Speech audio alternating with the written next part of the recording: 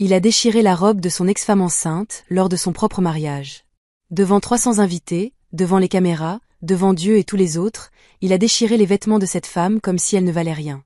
Comme si elle était un déchet. Il voulait la détruire, anéantir le peu de dignité qui lui restait. Mais ce que Nia fit ensuite, ce qu'elle révéla dans cet instant d'humiliation, le mit à genoux et transforma son mariage parfait en un cauchemar inoubliable. Et ce n'était que le début de sa chute. Salut les amis, bienvenue dans notre histoire. Avant de commencer, n'hésitez pas à aimer cette vidéo et à vous abonner. Dites-nous aussi dans les commentaires d'où vous nous regardez. Houston? Londres? Peut-être la Jamaïque ou le Canada. On veut savoir. Il était une fois, dans une grande ville aux immeubles de bureaux rutilants et aux restaurants chics, un homme nommé Darius King. Il avait 32 ans et tout le monde disait qu'il avait un bel avenir devant lui. Darius était le PDG de King Financial Technology, une entreprise technologique qui permettait aux particuliers d'investir leur argent via une application. L'entreprise connaissait une croissance rapide et de riches investisseurs y injectaient des millions de dollars. Les magazines économiques lui ont consacré des articles aux titres évocateurs tels que « Le nouveau visage de l'excellence noire » et « Jeune, brillant et précurseur ». Darius était beau, d'une beauté raffinée qui le rendait parfait en photo. Sa barbe était impeccablement taillée. Ses costumes étaient faits sur mesure et lui allaient parfaitement. Il portait une montre Rolex en or qui captait la lumière au moindre mouvement de son poignet. Lorsqu'il entrait dans une pièce, on le remarquait. Quand il parlait, on l'écoutait. Il maîtrisait l'art de paraître prospère, et dans un monde qui vénère la réussite, cela lui conférait un grand pouvoir. Il vivait dans un loft moderne du centre-ville, avec des baies vitrées, des meubles en cuir et des œuvres d'art abstraits aux murs qui coûtaient des milliers de dollars mais qui ressemblaient à des gribouillis d'enfants. Sa cuisine était dotée de plans de travail en marbre qu'il n'utilisait jamais pour cuisiner, car il dînait presque tous les soirs dans des restaurants chics. Tout dans la vie de Darius était conçu pour impressionner, pour clamer haut et fort sa réussite, son importance. Pourtant, 3 ans auparavant, avant l'argent et la célébrité qui lui ont valu les couvertures des magazines, Darius King était marié à une femme nommée Nia Brox. Nia Brox était tout ce que Darius feignait d'oublier. Elle l'avait aimé quand il n'était personne, quand son entreprise n'était qu'une idée dont ils parlaient tard le soir dans leur petit appartement. Elle avait cru en lui quand les investisseurs s'étaient moqués de son projet. Elle cumulait 2 emplois, siffeuse le jour et femme de ménage le soir, pour qu'il puisse quitter son travail et se consacrer pleinement à son entreprise. Elle l'avait soutenu lorsqu'il voulait abandonner. Elle avait fêté avec lui la signature de son premier contrat d'investisseur. Elle avait été sa partenaire, son soutien, sa femme. Et puis, au moment même où tout semblait enfin fonctionner, où l'argent commençait à affluer et où les gens importants commençaient à connaître son nom, Nia tomba enceinte.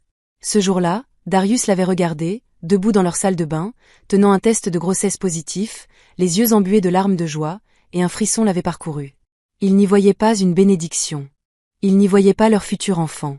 Il y voyait un obstacle. Il entrevoyait un obstacle à sa progression, un risque de le rendre moins attractif aux yeux des investisseurs qui recherchaient un PDG capable de travailler 80 heures par semaine. Il voyait une femme dont le corps allait changer, qui aurait des besoins, qui l'enfermerait dans une vie qui lui paraîtrait soudain trop étriquée pour l'homme qu'il devenait. 2 semaines plus tard, il demanda le divorce. Il lui a dit qu'elle était un fardeau pour les voyous. Il lui a dit qu'elle ne s'intégrerait jamais au monde qu'il était en train de construire. Il lui a dit que son quartier d'origine, sa façon de parler, sa façon de s'habiller, tout chez elle était incompatible avec l'image qu'il voulait projeter. Il lui a dit qu'un bébé ruinerait tout ce pour quoi il avait travaillé. Il lui a proposé de l'argent pour un avortement. Devant son refus, il est parti et n'est jamais revenu. C'était il y a 6 mois. En cette fraîche soirée de novembre, Nia Brox était assise dans son petit studio, situé dans un quartier éloigné des tours étincelantes du centre-ville où vivait Darius. L'appartement était à peine assez grand pour un lit, un minuscule coin cuisine et une salle de bain. Les murs étaient fins. D'un côté, elle entendait ses voisins se disputer, et de l'autre, un bébé pleurer. La moquette était vieille et tachée. Le réfrigérateur émettait un bourdonnement qui l'empêchait de dormir certaines nuits. Mais il était à elle. Du moins, il le serait encore une semaine si elle parvenait à trouver le moyen de payer son loyer. Nia était assise sur son canapé d'occasion, une main posée sur son ventre arrondi. Elle était enceinte de 6 mois et son bébé était très actif, donnant des coups de pied et bougeant comme s'il avait déjà hâte de découvrir le monde. Nia n'avait que 27 ans, mais ces derniers temps, elle se sentait vieille, épuisée par l'inquiétude et la fatigue, et par la lutte constante pour survivre. Sur la table basse rayée devant elle trônait une pile de factures qui lui donnait mal au ventre. Loyer, 1200 $, à payer dans 6 jours. Facture d'électricité, $180, déjà impayée depuis 2 semaines, avec un avis de coupure tamponné en rouge. Facture médicale liée à ses consultations prénatales, $340. Facture de téléphone, $85. Et il lui restait exactement $230 sur son compte bancaire. Elle travaillait à temps partiel comme caissière dans une épicerie, mais ses heures avaient été réduites le mois dernier. Elle avait postulé à des dizaines d'emplois, mais personne ne voulait embaucher une femme visiblement enceinte qui aurait besoin d'un congé dans 3 mois. Sa mère vivait dans un autre état et luttait contre un cancer. Elle ne pouvait donc pas l'aider. Son père était mort quand elle était jeune. Elle avait quelques amis, mais ils étaient tous dans la même situation difficile qu'elle. Nia prit un morceau de pain dans la petite assiette à côté d'elle. C'était le dernier morceau de pain.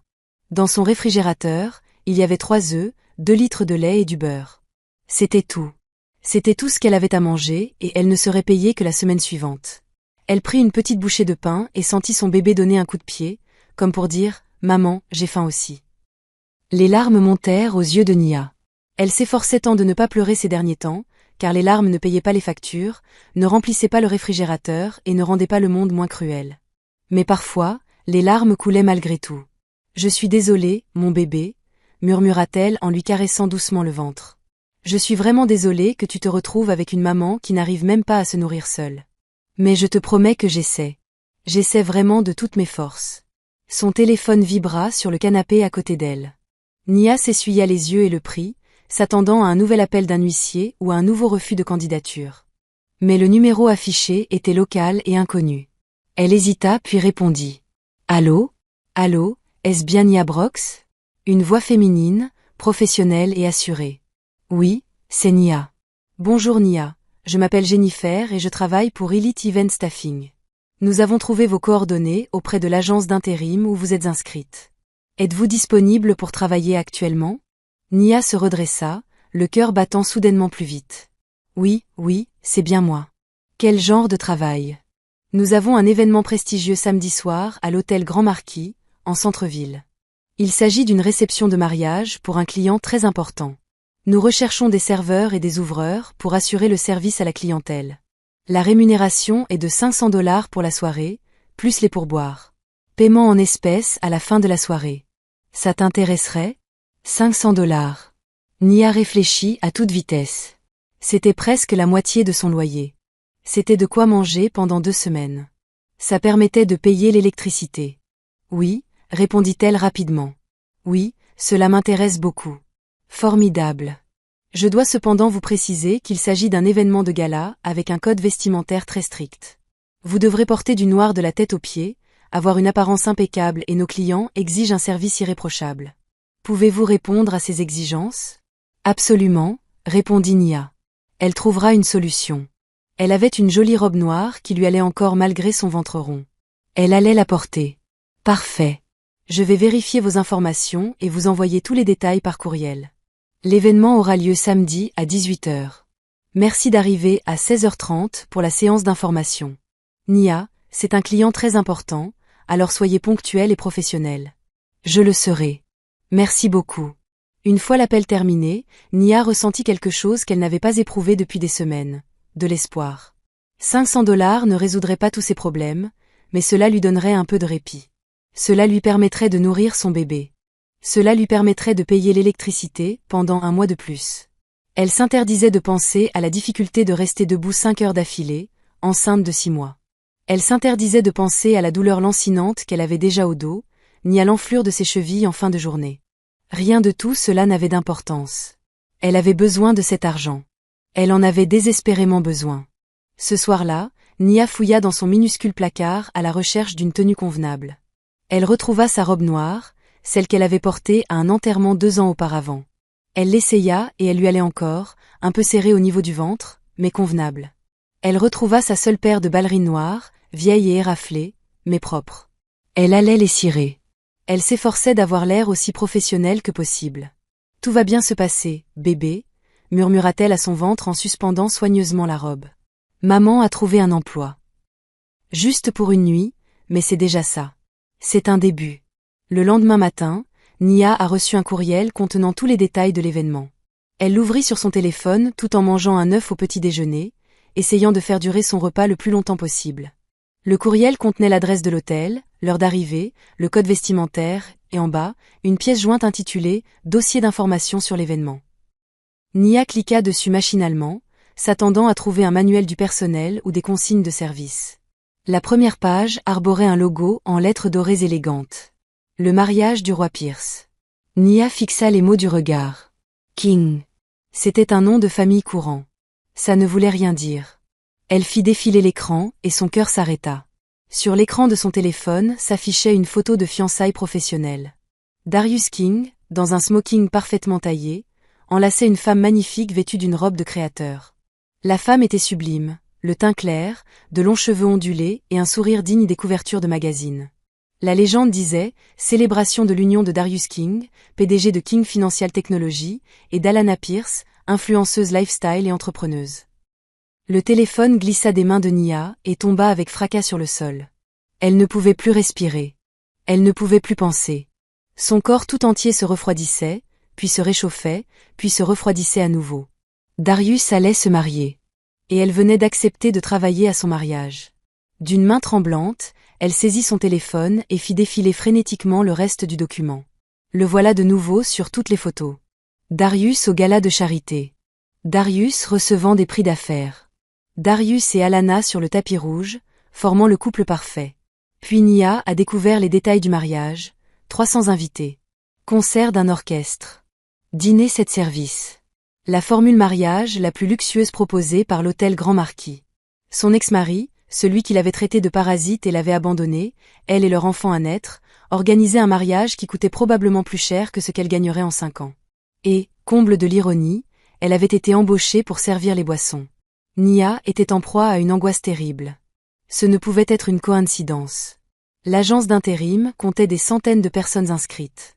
Parmi elles, des dizaines de femmes enceintes cherchaient du travail.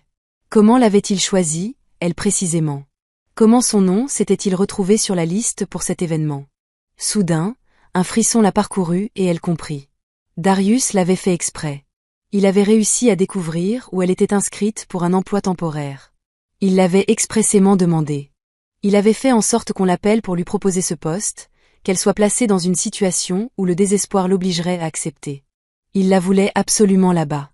Il voulait qu'elle le voie le jour parfait, avec sa nouvelle épouse parfaite, dans sa nouvelle vie parfaite. Il voulait qu'elle le serve à boire alors qu'elle était enceinte, pauvre et en difficulté. Il voulait l'humilier une fois de plus, pour prouver une fois pour toutes qu'il avait gagné et qu'elle avait perdu. Nia était assise sur son canapé, les yeux rivés sur son téléphone. Tout son corps tremblait de colère, de douleur et d'autres choses encore. Quelque chose qui ressemblait à l'instant précédant l'orage.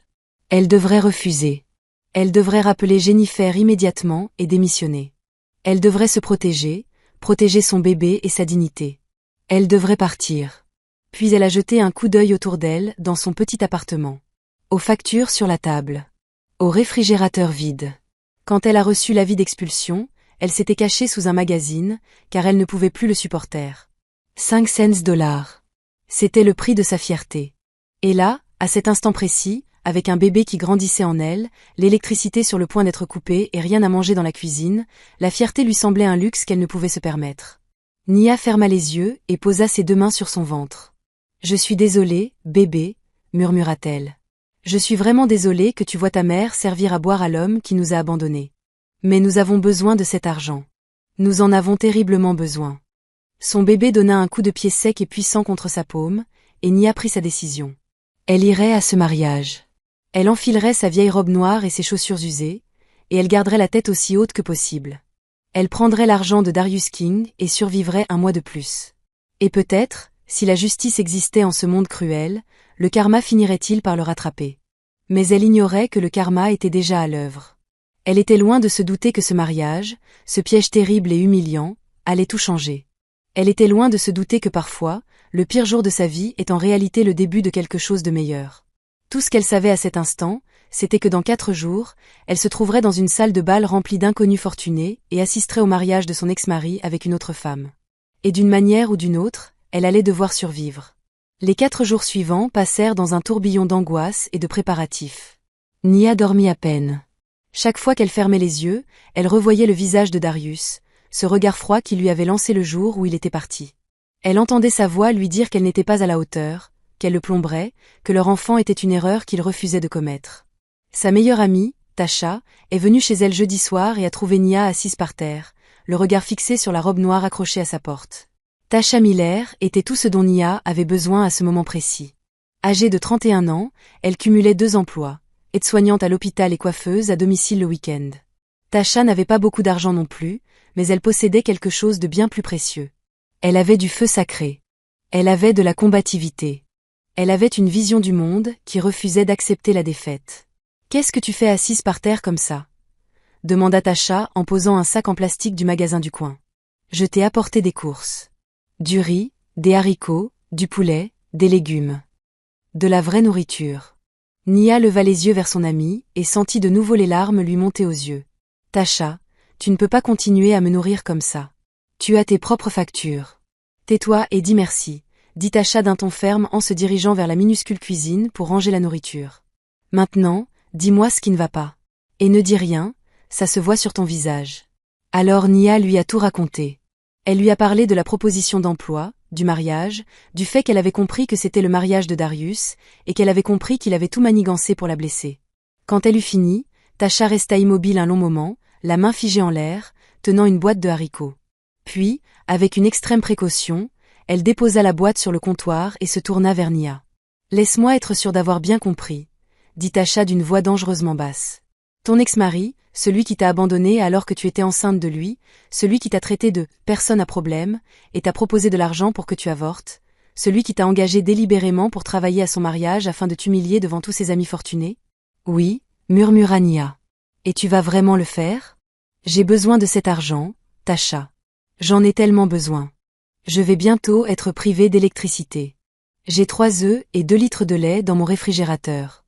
Je dois payer mon loyer dans 2 jours et il me manque 970 $. Quel autre choix me reste-t-il ? Tasha s'approcha et s'assit par terre à côté de Nia. Elle prit la main de son amie et la serra fort. « Écoute-moi très attentivement, » dit Tasha. « Je comprends pourquoi vous avez besoin de cet argent. Je le comprends. Et je vais le faire. Et je ne vais pas te dire de ne pas y aller parce que je sais ce que c'est que d'être sans le sou, désespéré et terrifié. Mais Nia, tu ne peux pas laisser cet homme te voir brisé. Tu ne peux pas lui donner cette satisfaction. Je ne sais pas comment être autre chose que brisé en ce moment, dit Nia, la voix brisée. Regarde-moi, Tasha. Je suis enceinte de 6 mois, je vis dans un appartement minuscule, je mange des œufs au dîner et je suis sur le point d'être expulsée. Comment suis-je censée faire comme si je n'étais pas brisée ? Tu n'es pas brisée, rétorqua Tasha avec véhémence. Tu survis. Tu portes la vie en toi, tu travailles, tu luttes, tu te bats chaque jour. Ce n'est pas un signe de faiblesse, Nia. Voilà la force. Voilà le pouvoir. Et vous devez vous rendre à ce mariage en gardant cela à l'esprit. Nia voulait la croire. Elle voulait se sentir forte. Mais surtout, elle se sentait fatiguée, effrayée et toute petite. « Et si je n'y arrive pas ?» murmura-t-elle. « Et si j'arrive là-bas et que je m'effondre ?» Tasha resta silencieuse un instant, perdue dans ses pensées. Puis elle dit quelque chose qui surprit Nia. « Alors effondre-toi. Mais effondre-toi à ta façon. Ne le laisse pas contrôler ta dépression. Ne le laisse pas décider de la suite des événements. » Elle marqua une pause. « Et Nia, je sais que tu as besoin de cet argent. Mais si tu dois aller en enfer, au moins garde les yeux ouverts. Surveillez-le. Surveillez tout. Les gens comme Darius, ces gens si cruels, ont toujours des secrets. Toujours. Et les secrets ont la fâcheuse habitude de ressurgir au pire moment. » Nia ne comprenait pas vraiment ce que Tasha voulait dire, mais elle acquiesça tout de même.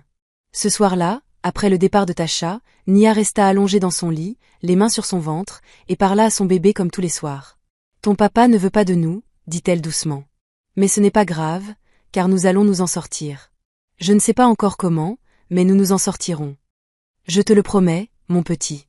Je te le promets. » Son bébé donna un coup de pied en réponse et Nia ferma les yeux et essaya de dormir. Samedi arriva trop vite.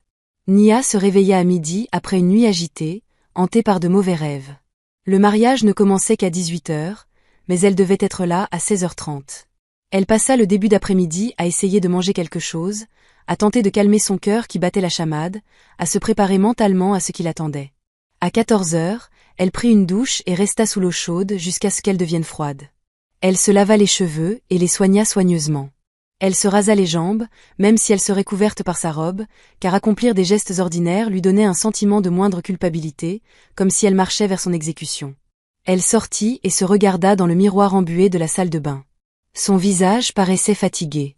Des cernes sous ses yeux, que le maquillage ne parviendrait sans doute pas à dissimuler, marquaient son visage. Son corps avait tellement changé en 6 mois. Son ventre était rond et ferme, signe indéniable de grossesse. Ses seins étaient plus volumineux. Ses hanches étaient plus larges. Elle avait déjà l'air d'une mère, même si elle n'avait pas encore accouché. Elle se demandait ce que Darius penserait en la voyant. Ressentirait-il quoi que ce soit? Un soupçon de culpabilité ou de regret? Ou serait-il simplement satisfait que son plan pour l'humilier ait fonctionné? À 15 heures, Nia commença à s'habiller. Elle enfila la robe noire, mais elle était trop petite. Le tissu moulait son ventre, rendant sa grossesse impossible à dissimuler. Elle mit ses ballerines noires et se regarda dans le grand miroir qu'elle avait trouvé dans une friperie.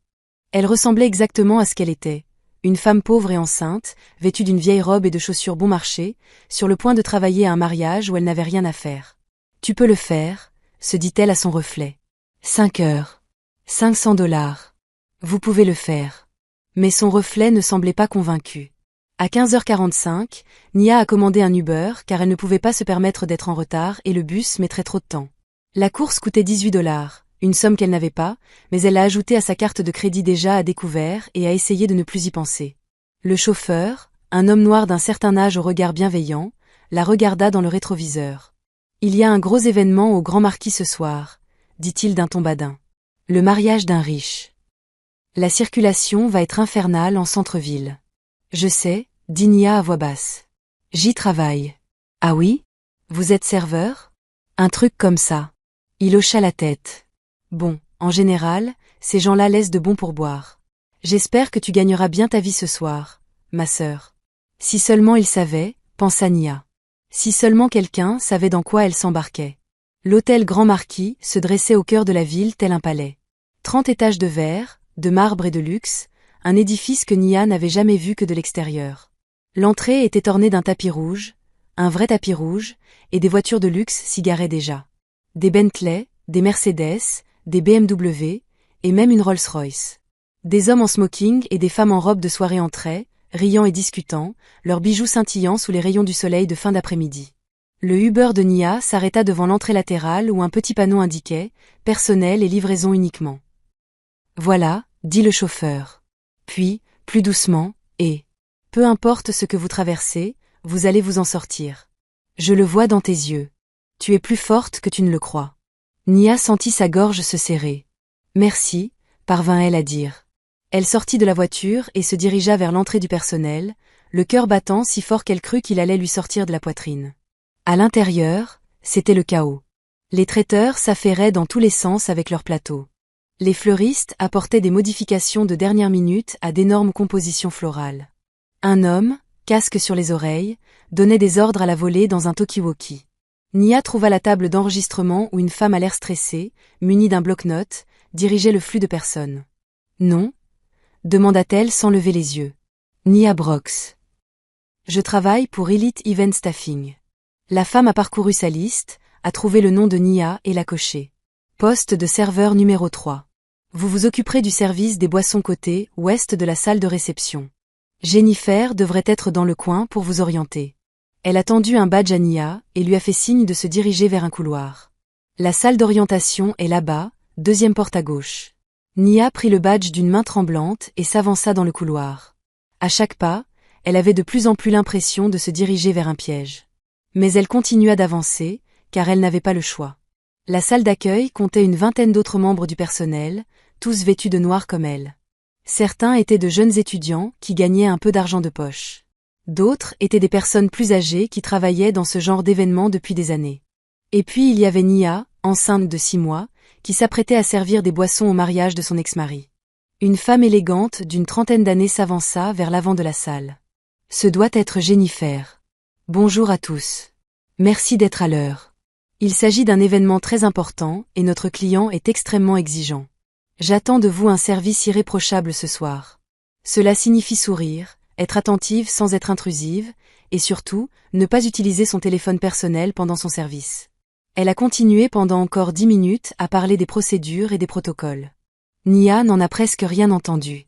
Son esprit était ailleurs, se préparant au moment où elle reverrait Darius pour la première fois depuis 6 mois.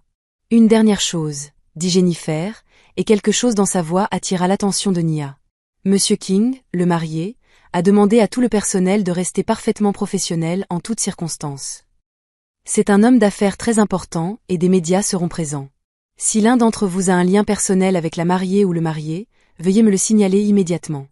Nia avait la bouche sèche. Elle aurait dû parler. Elle aurait dû dire quelque chose. Mais que se passerait-il si elle le faisait? Serait-elle renvoyée sur le champ? Perdrait-elle les $500 dont elle avait désespérément besoin? Elle garda le silence et s'en voulut amèrement. Après la séance d'information, le personnel a été affecté à ses postes. Nia a été placée à un point de service près de l'aile ouest de la grande salle de bal. On lui a remis un plateau et on lui a demandé de distribuer le champagne pendant le cocktail précédant le dîner. À 17h30, les portes de la salle de bal s'ouvrirent et Nia découvrit pour la première fois le lieu de la réception. C'était époustouflant. La salle était immense, assez grande pour accueillir facilement 300 personnes. Des lustres en cristal pendaient du plafond tels des cascades figées. Des tables rondes étaient nappées de soie crème et ornées de centres de table composés de roses blanches et d'orchidées qui devaient coûter une fortune. Au fond de la salle, une scène accueillait un orchestre au complet qui installait ses instruments. Partout où Nia posait les yeux, il y avait de l'or, du cristal, des fleurs et de l'élégance. C'était le genre de mariage dont rêvaient les petites filles. C'était un mariage de conte de fées. C'était la vie que Darius s'était construite après l'avoir abandonnée. Nia sentit une douleur lancinante lui serrer la poitrine, un mélange de souffrance, de rage et de chagrin pour tout ce qu'elle avait perdu. « Ça va, ma chérie ?» demanda une femme noire plus âgée. C'était une autre serveuse, peut-être une 50aine d'années, avec un regard doux derrière ses lunettes. « Ça va ?» mentit Nia. « Tu es sûre ? On dirait que tu vas vomir. » « Et pas de jugement, ma belle. Être enceinte et debout comme ça, c'est dur. Je l'ai vécu moi-même il y a 20 ans. Si vous avez besoin de vous asseoir, je peux m'occuper de votre section quelques minutes. » Cette gentillesse a failli faire craquer Nia. Elle a retenu ses larmes et esquissé un sourire forcé. « Merci, mais ça va. » « Vraiment ?» La femme lui tapota doucement le bras. « Eh bien, n'hésitez pas à me dire si vous avez besoin de quoi que ce soit. Je m'appelle Dorothy. Nous, les femmes, devons nous entraider. » À 18h précises, les invités ont commencé à arriver pour le cocktail. Ils arrivèrent par vagues, tous vêtus de tenues de soirée onéreuses, riant et bavardant avec l'aisance de ceux qui n'avaient jamais eu à se soucier du loyer, des factures d'électricité ou de leur prochain repas. Nia prit son plateau de coupes de champagne et commença à circuler, proposant des boissons avec un champagne discret et un sourire qui semblait prêt à la fendre. La plupart des invités la dévisageaient à peine. Elle était invisible à leurs yeux, une serveuse parmi d'autres, vêtue de noir, faisant partie intégrante du décor qui contribuait à l'élégance et à la fluidité de leur soirée. Mais à 18h23, Nia l'aperçut. Darius King se tenait près de l'entrée, accueillant les invités, il était le portrait craché des photos des magazines. Son smoking était parfaitement taillé, probablement sur mesure. Ses chaussures brillaient. Sa barbe était taillée à la perfection. Il arborait ce même sourire assuré, cette même aura de succès et de pouvoir. À ses côtés se tenait Alana Pierce. Elle était encore plus belle en personne que sur les photos. Sa peau était éclatante. Ses cheveux ondulaient parfaitement dans son dos. Sa bague de fiançailles était si imposante qu'elle captait la lumière de l'autre bout de la pièce. Elle portait une robe couleur crème qui coûtait sans doute plus cher que le salaire de certaines personnes, et elle souriait à chaque invité avec une chaleur sincère. Nia restait figée, son plateau de champagne pesant de plus en plus lourd entre ses mains. Un instant, juste un instant, elle pensa que Darius ne la remarquerait peut-être pas. Peut-être pourrait-elle rester de l'autre côté de la pièce toute la nuit sans qu'il ne la voie. Mais soudain, comme s'il sentait son regard peser sur lui, Darius tourna la tête. Ses yeux la croisèrent à travers la foule. Nia vit son expression se transformer, passant d'un accueil chaleureux à une froideur satisfaite. Ses lèvres esquissèrent un sourire qui n'atteignait pas ses yeux. Il l'avait vue. Il savait qu'elle était là. Et à voir son expression, c'était exactement ce qu'il avait souhaité. Les mains de Nia se mirent à trembler si fort que les coupes de champagne s'entrechoquèrent sur le plateau. Darius a dit quelque chose à Alana, l'a embrassée sur la joue et a traversé la salle de bal en direction de Nia. Elle était paralysée. Elle avait le souffle coupé. Elle restait là, immobile, à le regarder s'approcher, sachant que quoi qu'il arrive, ce serait douloureux. Il s'arrêta juste devant elle, si près qu'elle sentit son eau de Cologne de luxe, la même qu'il portait lorsqu'ils étaient mariés. « Nia », dit-il d'une voix douce et agréable, comme s'ils se retrouvaient par hasard de vieux amis. « Je n'étais pas sûr que tu viendrais. » Nia sentit sa gorge se nouer. Elle restait là, son plateau de champagne à la main, fixant l'homme qu'elle avait jadis aimé, celui qui avait détruit sa vie. Les mots lui manquaient. « J'avais besoin de travailler », parvint-elle enfin à articuler d'une voix à peine audible. Le sourire de Darius s'élargit, mais il était dépourvu de toute chaleur. Son regard glissa lentement vers son ventre, s'y attardant avec une expression qui lui donna la chair de poule. Ce n'était ni du regret, ni de la culpabilité, ni même de la curiosité. C'était de la satisfaction. Une satisfaction pure et froide. « Je vois bien, » dit-il à voix basse pour qu'elle seule l'entende. « Je ne savais pas que tu étais aussi propre, pour une serveuse. » Ces mots la frappèrent comme une gifle. Elle sentit son visage s'empourprer, les larmes lui montaient aux yeux. « Ne pleure pas, » se dit-elle. « Ne lui donne pas ça. J'ai besoin que tu restes discret ce soir, » poursuivit Darius, sa voix toujours agréable mais teintée d'acier. « Très discret. C'est mon jour, mon moment, et je n'ai pas besoin que tu fasses un scandale ou que tu attires l'attention sur toi. Tu peux faire ça, Nia? Tu peux rester professionnel? » Il y avait quelque chose dans sa façon de dire « professionnel » qui rendait le mot presque vulgaire. Comme s'il lui rappelait qu'elle lui était inférieure, qu'elle était là pour le servir pendant qu'il fêtait sa victoire. Nia se força à le regarder dans les yeux. Elle se força à se tenir droite, malgré son envie de se recroqueviller sur elle-même et de disparaître. « Oui, Monsieur King », dit-elle, et cette formalité lui semblait sa seule arme. Pendant une fraction de seconde, une lueur traversa le visage de Darius. De la surprise peut-être, ou de la frustration. Il avait voulu la voir s'effondrer. Il avait voulu la voir pleurer, la supplier, lui montrer à quel point il avait encore du pouvoir sur elle.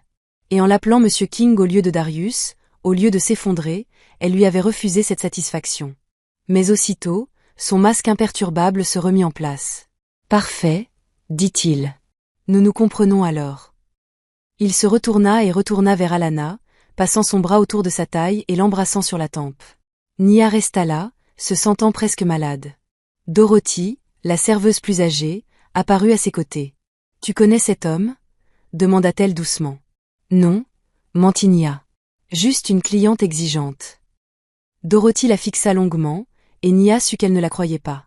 Mais Dorothy eut la gentillesse de ne pas insister. « Eh bien, si tu peux, tiens-toi à l'écart de lui, » dit Dorothy. « J'ai suffisamment travaillé dans ce genre d'événement pour le reconnaître. » Méchant sous ses airs distingués. Vraiment méchante. Si seulement elle savait à quel point elle avait raison. L'heure suivante passa comme dans un rêve. Nia circulait avec son plateau, offrant du champagne, souriant à en avoir mal aux joues, s'efforçant de se faire invisible comme Darius le lui avait demandé. Elle observait les invités rire, danser et faire la fête, Darius régnait en roi parmi ses sujets, Alanna rayonnait de bonheur, totalement inconsciente de la cruauté dont son fiancé était capable. Puis, à 19h45, Nia vit Alanna se diriger vers le buffet, sa magnifique robe crème flottant derrière elle. « Excusez-moi » dit Alanna d'une voix douce et légèrement haletante. « Pourrais-je avoir de l'eau » ? Juste de l'eau plate, sans glaçons. De près, Alanna était encore plus sublime. Son maquillage était impeccable. Sa peau semblait rayonner de l'intérieur. Mais il y avait quelque chose dans son regard, une anxiété et une incertitude qui firent comprendre à Nia que malgré toute sa beauté et sa richesse, Alanna était nerveuse. Peut-être même effrayée. « Bien sûr », répondit Nia en allant chercher un verre d'eau à la station-service. À son retour, Alanna le prit avec reconnaissance et en but la moitié d'une seule gorgée. « Merci beaucoup », dit-elle, et son sourire était sincère. « Je sais que ça paraît fou, mais je suis tellement nerveuse que j'ai du mal à respirer. On pourrait croire qu'après tous les événements auxquels j'ai assisté, je n'aurais pas peur de mon propre mariage, mais... » Elle rit, un peu nerveusement. « Je veux juste que tout soit parfait. » Darius avait travaillé si dur pour ce jour. Mia sentit une boule se former dans sa poitrine. Alanna n'en avait aucune idée. Elle ignorait tout de l'identité de celui qu'elle allait épouser.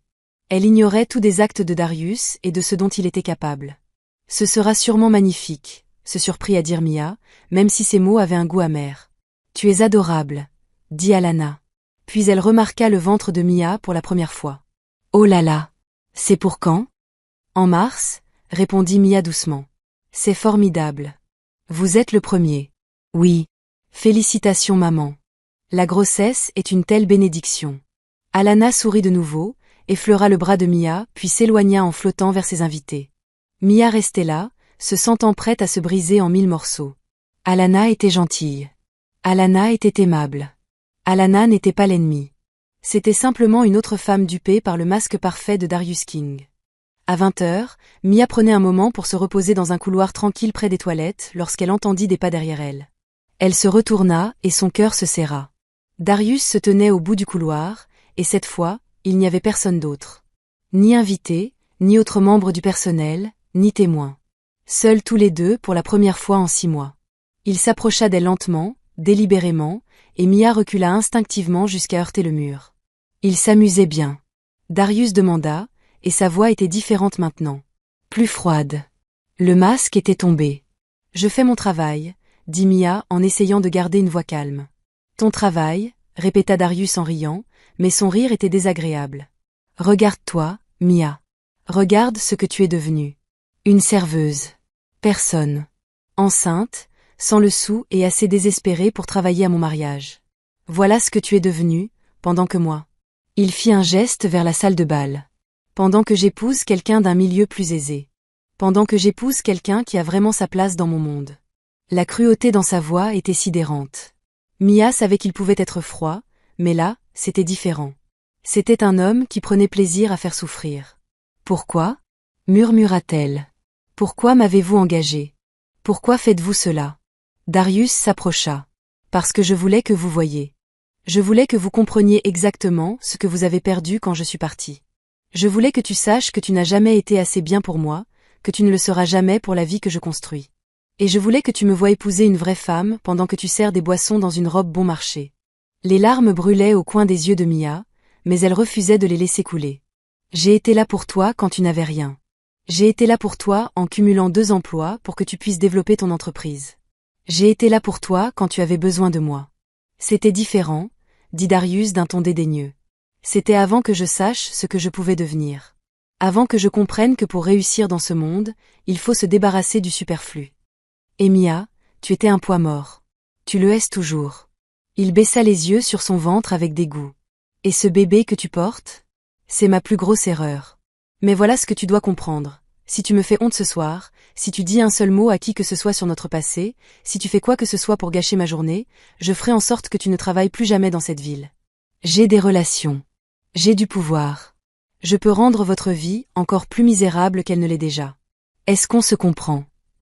Mia le fixa du regard, cet homme qu'elle avait aimé, cet homme en qui elle avait cru, et elle réalisa qu'elle ne l'avait jamais vraiment connu. Le Darius qu'elle avait épousé n'était qu'un masque, comme celui qu'il portait devant ses invités. Voilà qui était le vrai lui. C'est vrai. Cruel, calculateur, sans cœur. Oui, murmura-t-elle. Je comprends. Bien.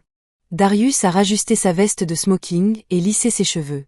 Le masque se remit en place. Maintenant, retournez au travail. Il s'éloigna, laissant Mia seule dans le couloir, le cœur battant la chamade et les mains tremblantes. Mais quelque chose avait changé.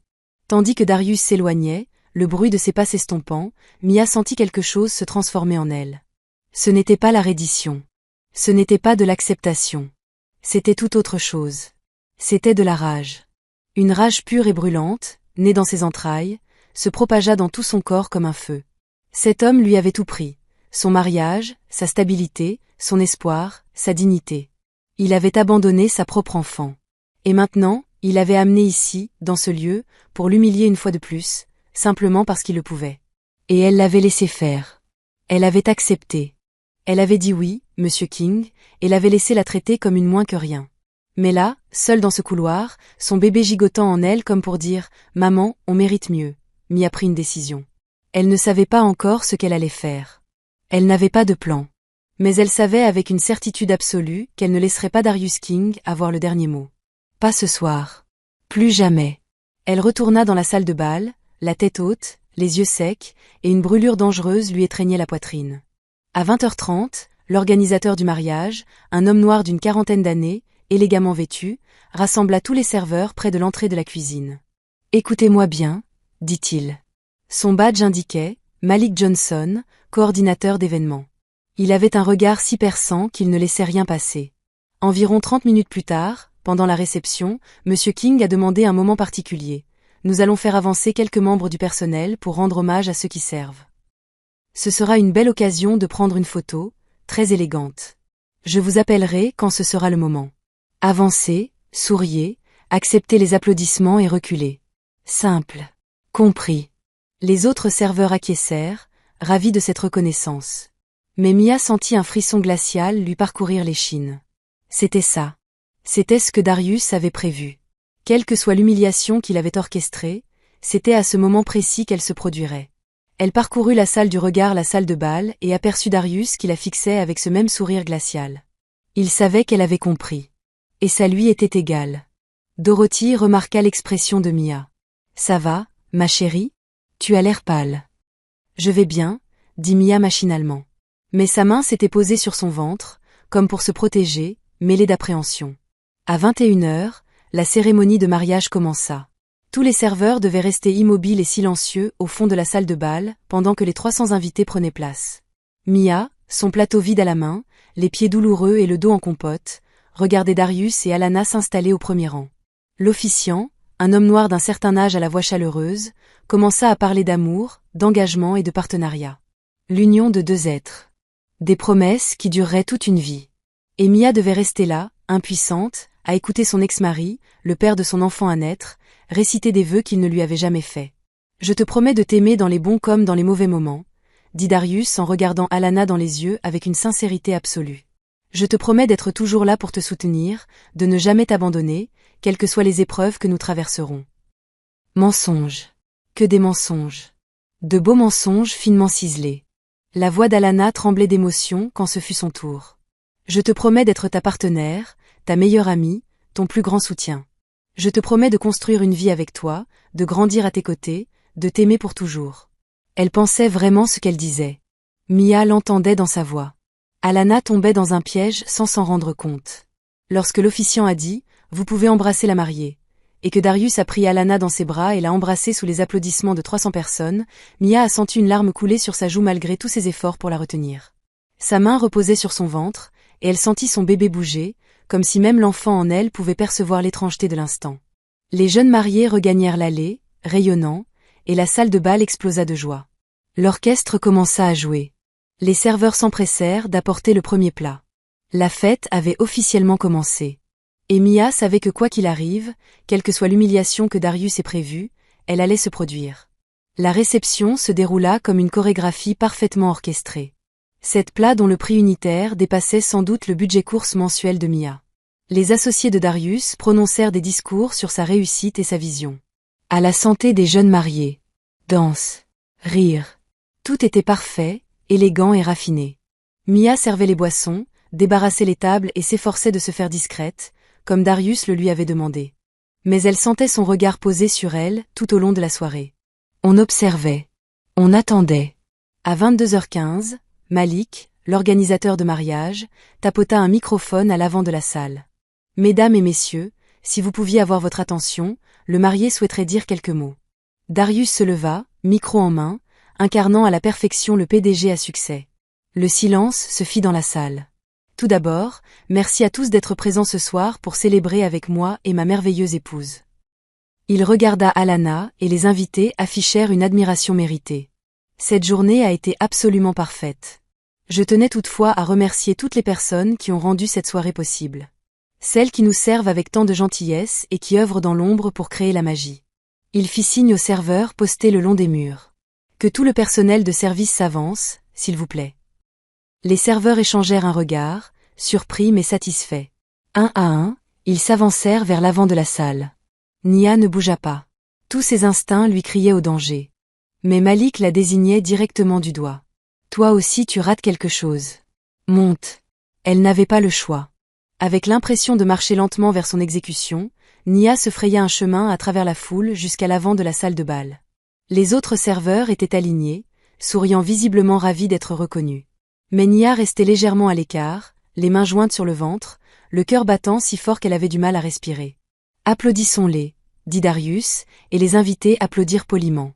Son regard se posa ensuite sur Nia dans la file d'attente. Son sourire ne faiblit pas. « C'est intéressant, vous savez, » poursuivit-il d'un ton conversationnel. « Certains passent leur vie entière à servir les autres. D'autres passent leur vie entière à essayer d'être ce qu'ils ne sont pas, à viser des objectifs qui dépassent leurs conditions. Nia sentit l'atmosphère changer. Les invités commençaient à comprendre que ce n'était plus un simple discours de remerciement. Certaines personnes, poursuivit Darius, ne connaissent pas leur place. Ils ne comprennent pas que certains lieux, certains cercles, certains milieux sociaux ne sont pas faits pour tout le monde. Il se dirigea vers la file de serveurs. Vers Nia. Prenez ce serveur, par exemple, dit-il en la désignant du doigt. Le sang de Nia se glaça. Venez ici, dit Darius en lui faisant signe d'avancer. Elle ne bougea pas, viens ici, répéta-t-il, d'un ton cette fois-ci ferme. Nia fit un pas en avant, puis un autre, jusqu'à se retrouver face à lui, devant 300 personnes. Et puis Darius fit quelque chose qui allait tout changer. Il fit un geste derrière elle, si discret que les invités ne le remarquèrent pas. Un autre serveur, à qui Nia n'avait jamais adressé la parole, trébucha soudain et la heurta par derrière. Le petit verre d'eau que Nia tenait lui échappa des mains et éclaboussa le devant de son uniforme. Des exclamations de surprise parcoururent la pièce. Nia baissa les yeux vers l'eau qui se répandait sur elle, collant le tissu à son ventre arrondi et rendant sa grossesse soudainement impossible à dissimuler ou à ignorer. « Oh non !» s'exclama Darius d'une voix faussement inquiète. « Quel désastre ! Laissez-moi vous aider. » Avant même que Nia puisse réagir, avant qu'elle puisse reculer ou se protéger, Darius a tendu la main et a saisi le devant de sa robe. « Voilà ce qui arrive », a-t-il lancé dans le micro, sa voix soudain dure et cruelle, quand on traîne son passé dans son avenir. Puis, devant 300 personnes, devant les caméras, les téléphones et les témoins, Darius King a déchiré la robe de Nia. Le tissu se déchira dans un fracas qui résonna dans la salle de bal silencieuse. Des boutons volèrent en éclats. La robe s'ouvrit, dévoilant entièrement son ventre, la laissant là, en soutien-gorge et vêtements déchirés, sa grossesse exposée aux yeux de tous. La salle de bal explosa de joie. Des halètements. Des cris.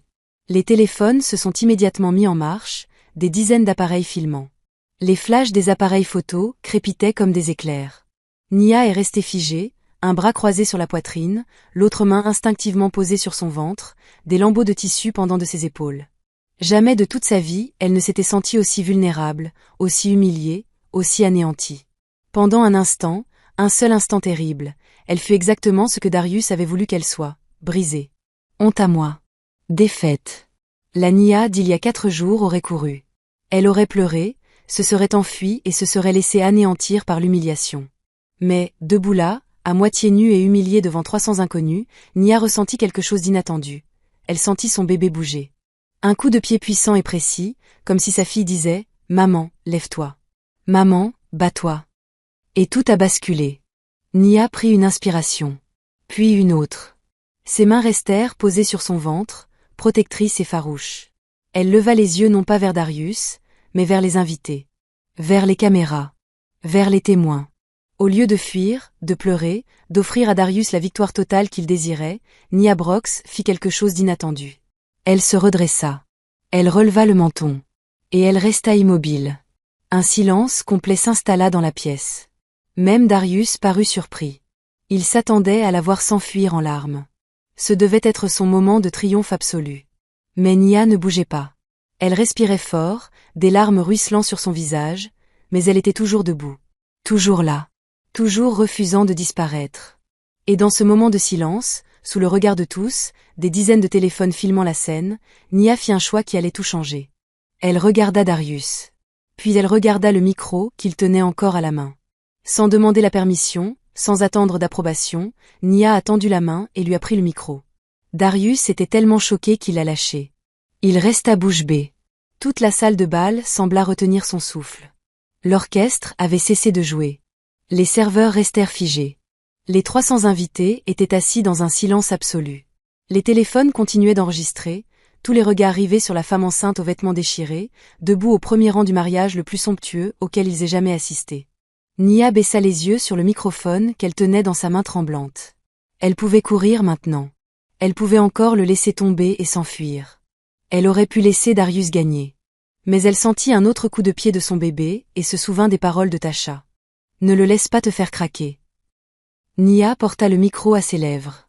Sa voix était douce, mais dans le silence de la salle de bal, chacun entendait chaque mot. Puisque je suis déjà démasquée, dit-elle d'une voix tremblante mais non brisée, laissez-moi vous dire ce qu'il a oublié de mentionner. Donne-moi ça, siffla Darius en tendant la main vers le micro. Mais Nia recula et Dorothy, la serveuse la plus âgée, se plaça soudain à ses côtés, bloquant Darius de son corps. Une autre serveuse la rejoignit ensuite. Et une autre. Elle créa une barrière entre Nia et l'homme qui avait tenté de la détruire. Je m'appelle Nia Brox, poursuivit-elle d'une voix plus assurée. Et il y a 3 ans, j'étais mariée à Darius King. La salle de bal fut parcourue de murmures stupéfaits. Alanna porta instinctivement la main à sa bouche. Les invités se regardèrent, perplexes et fascinés. J'étais mariée à lui alors qu'il n'était encore personne. Quand son entreprise n'était qu'une idée. J'ai cumulé 2, voire 3 emplois pour qu'il puisse quitter le sien et réaliser son rêve. J'ai cru en lui quand personne d'autre n'y croyait. J'ai tout sacrifié pour lui. Les larmes coulaient sur le visage de Nia, mais sa voix restait calme. Et puis je suis tombée enceinte. Et savez-vous ce que cet homme qui venait de jurer d'aimer et d'honorer sa femme, savez-vous ce qu'il a fait? Elle marqua une pause, fixant Darius droit dans les yeux. Son visage, d'abord suffisant, devint pâle puis rouge de rage. Il m'a quittée. Il m'a traité de boulet de ghetto. Il a dit que je ruinerais son image. Il m'a proposé de l'argent pour que j'avorte. Et quand j'ai refusé, il est parti sans jamais se retourner. Elle ment, s'écria Darius. C'est une ex-folle qui n'arrive pas à tourner la page. La sécurité. Mais aucun agent n'est venu. Tout le monde était trop abasourdi pour bouger. Je suis enceinte de 6 mois de son enfant, poursuivit Nia, une main sur son ventre dénudé. Je vis dans un studio, je fais tous les petits boulots que je trouve, j'ai à peine de quoi me nourrir. Et cet homme, ce PDG à succès, a fait en sorte que je sois embauchée ce soir. Il m'a expressément demandé. Il voulait que je sois là pour m'humilier devant vous tous. Il voulait que je voie à quel point il s'était élevé et à quel point j'étais tombée bas. Elle jeta un coup d'œil aux invités. Il voulait que vous le voyiez tous. Que vous soyez témoins de sa victoire finale sur la femme qu'il avait rejetée. Alanna se leva de sa chaise à la table d'honneur, le visage strié de larmes, les mains tremblantes. Darius, dit-elle d'une voix brisée. Dis-moi qu'elle ment. Dis-moi qu'elle ment. Chérie, elle est folle, elle est, commença Darius. Mais alors, il se produisit quelque chose d'inattendu. Même pas Nia. Les immenses écrans de projection de part et d'autre de la salle de bal, ceux qui avaient diffusé de magnifiques photos de Darius et Alanna tout au long de la soirée, se mirent soudain à clignoter. Et de nouvelles images apparurent. Messages textes. Capture d'écran après capture d'écran des SMS échangés entre Darius et Nia, il y a 6 mois. Darius, tu dois supprimer ça. Je paierai tout. Nia, c'est notre bébé. Comment peux-tu dire ça? Darius, ce n'est pas un bébé. C'est une erreur. Et ça va ruiner tout ce que j'ai construit. Nia, je n'arrive pas à croire que tu dises ça. C'est votre enfant. Darius, non. C'est votre problème. Tu ne vas pas me faire sombrer avec ta mentalité de voyou. J'en ai marre. Les soupirs d'étonnement dans la pièce se firent plus forts. Les téléphones enregistraient tout. Les écrans défilaient sans cesse. Encore des SMS. Encore plus de cruauté. Encore plus de preuves. Darius, tu n'as jamais été à la hauteur de ce que je vais faire. Il me faut quelqu'un qui corresponde à mon univers. T'es juste une racaille des bas-fonds qui a eu de la chance pendant quelques années. Alanna porta la main à sa bouche, les yeux écarquillés d'horreur et de stupeur. Mais les écrans n'étaient pas prêts. Puis, le son a retenti. Un message vocal. La voix de Darius résonna dans la salle de bal grâce au système de sonorisation. Nia, arrête de m'appeler. Oui, le bébé est de moi. Oui, je sais. Mais je ne laisserai pas un problème de carrière anéantir tout ce que j'ai construit. Débrouille-toi. Perdez mon numéro. La salle de bal était désormais plongée dans le chaos. Les invités criaient, enregistraient des vidéos en direct. Les investisseurs et les partenaires commerciaux étaient assis, stupéfaits. Les responsables communautaires se levaient, secouant la tête. Nia, au premier rang, le micro toujours à la main, fixait les écrans, abasourdie. Elle n'y était pour rien. Elle ne comprenait pas comment cela se produisait. Puis elle l'a vu. Malik, l'organisateur du mariage, se tenait près de la cabine audiovisuelle, au fond de la salle, les bras croisés, observant la scène avec un air satisfait. Plus tôt dans la journée, lorsque Darius avait coincé Nia dans le couloir et l'avait menacée, Malik était tout près. Il avait tout entendu. Contrairement aux autres employés, contrairement aux clients qui n'avaient vu que l'apparence soignée de Darius, Malik avait perçu la cruauté qui se cachait derrière. Il avait fait un choix. Il avait demandé discrètement à Nia, lors d'un bref instant où elle se trouvait près du service, si elle avait des preuves du comportement de Darius. N'importe quoi. Nia lui avait montré son téléphone. Les vieux SMS qu'elle n'avait jamais pu supprimer. Elle avait conservé les messages vocaux, se disant qu'ils pourraient lui être utiles un jour pour une audience concernant la pension alimentaire. Malik avait tout téléchargé sur le système audiovisuel de la salle. Au cas où. Au cas où Nia aurait besoin de preuves. Au cas où la vérité devrait éclater. Et maintenant, tandis que Darius tentait de couvrir l'enregistrement, de prétendre qu'il était faux, de reprendre le contrôle, les images défilaient sur des écrans si grands que tous les invités de la salle de bal pouvaient voir et entendre exactement quel genre d'homme il était vraiment. « Éteignez-le » cria Darius en direction de la cabine audiovisuelle. « Éteignez-le immédiatement. » Mais le technicien, un jeune homme noir qui avait tout observé avec une colère grandissante, prit son temps. Juste assez longtemps pour que tout le monde voie tout. Juste assez longtemps pour que la vérité devienne indéniable. Quand les écrans s'éteignirent enfin, le mal était fait. Darius se tenait au milieu de son mariage détruit, son image parfaite réduite en 1000 morceaux, tandis que 300 invités le dévisageaient avec dégoût et déception. Et puis Alana bougea. Elle descendit lentement de la table d'honneur, sa robe de mariée traînant derrière elle, son maquillage maculé de larmes. Tous les regards étaient tournés vers elle. Elle passa devant Darius sans le regarder. Elle s'est dirigée droit vers Nia. Et dans un instant qui serait immortalisé par des dizaines de téléphones et visionné des millions de fois dans les jours suivants, Alana Pierce ôta sa cape de mariée, cette magnifique pièce de soie et de dentelle qui avait coûté des milliers de dollars, et l'enroula autour des épaules de Nia, recouvrant ses vêtements déchirés. « Je suis tellement désolée, » murmura Alana, la voix brisée. « Je suis vraiment désolée de ne pas avoir su. Je suis vraiment désolée que tu aies dû traverser ça. » Nia la fixa du regard, cette femme qu'elle s'était préparée à haïr, cette femme qui lui était apparue comme une ennemie, et ne vit que bonté et un remords sincère. « Tu ne savais pas » murmura Nia en retour. « Il t'a trompé aussi. » Alana hocha la tête, les larmes coulant librement à présent. Puis elle se tourna vers Darius. Toute la salle de bal remarqua Alana Pierce, influenceuse Instagram, mondaine, celle qui était censée devenir Madame Darius King, se baissa et retira son énorme bague de fiançailles en diamant. « Je préfère être célibataire, dit-elle d'une voix claire et forte malgré ses larmes, que mariée à un lâche. » Et elle lança la bague. Elle frappa Darius à la poitrine et tomba au sol dans un petit bruit sec qui parut étrangement fort dans le silence de la salle de bal. Puis Alana se retourna, prit la main de Nia, et ensemble elles se dirigèrent vers la sortie. Les invités s'écartèrent comme la mer Rouge, leur laissant un passage. Certains filmaient. D'autres pleuraient. Certains applaudissaient, des applaudissements lents qui s'amplifiaient progressivement jusqu'à ce que la salle de bal résonne. « Alana » cria Darius. « Alana, n'ose même pas me quitter. Sais-tu ce que tu es en train de perdre ?» Mais Alana ne s'arrêta pas. Elle ne se retourna pas. Elle continua simplement à marcher, main dans la main avec Nia, sa traîne de mariée flottant derrière elle comme une cape. Ils étaient presque arrivés à la sortie lorsqu'une voix s'éleva de la foule, « Monsieur King ». Tous se retournèrent.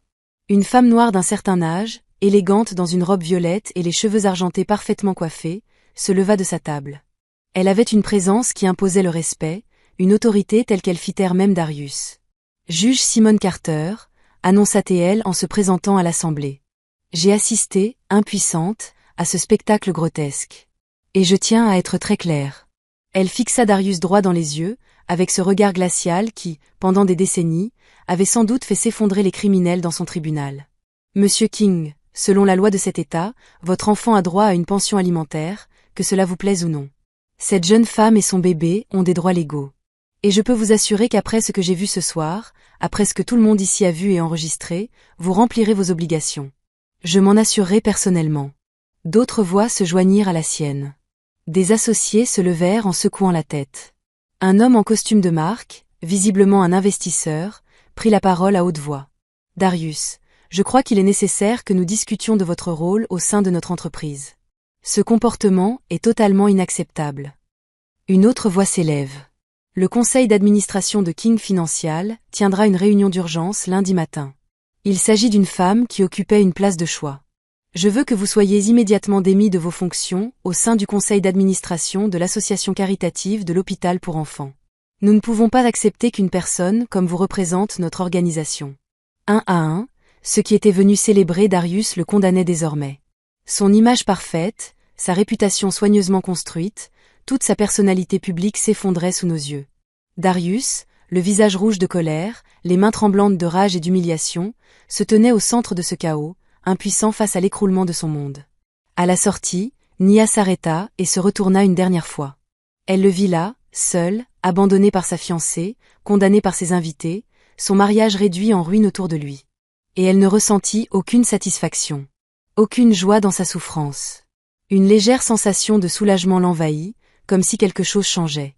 Elle tendit le micro à un serveur, resserra la cape de mariée d'Alana autour de ses épaules et quitta l'hôtel Grand Marquis, la tête haute. Dorothy, la serveuse âgée et bienveillante, les suivit, ainsi que plusieurs autres membres du personnel, émus par la scène. Dehors, l'air frais de novembre offrait un sentiment de liberté. Tasha attendait à l'entrée du personnel. Elle était venue chercher Nia, ignorant ce qui s'était passé à l'intérieur. Quand elle vit Nia, vêtue d'une cape de mariée et laissant apparaître des vêtements déchirés, les larmes ruisselant sur son visage, et une magnifique femme noire en robe de mariée lui tenant la main, Tasha resta bouche bée. « Ma chérie, dit-elle lentement, qu'est-ce qui s'est passé là-dedans ?» Et pour la première fois en 6 mois, Nia Brox rit. Ce fut d'abord un petit son, presque un sanglot, puis un vrai rire, de ce qu'on entend quand on se libère d'un poids trop longtemps retenu. « Je vais tout te dire, » dit Nia, « mais d'abord, est-ce qu'on pourrait partir d'ici ?»« Viens chez moi, » dit soudain Alana. « Toutes les deux, s'il te plaît. C'est tout près, c'est sûr et...